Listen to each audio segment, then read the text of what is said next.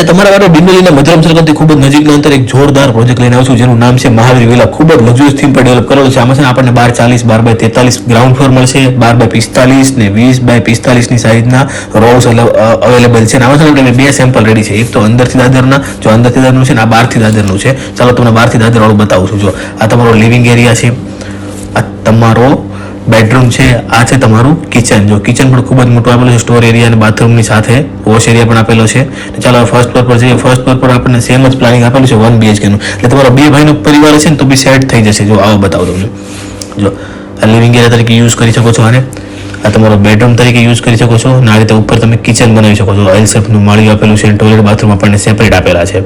હવે ચાલો તમને અંદરથી દાદરવાળો રોઝ બતાવું છું. એટલે તમારે પોતાને પર્સનલ યુઝ માટે જોતું હોય ને એક પરિવાર માટે, તો એના માટે બનાવ્યું છે આપણે આ.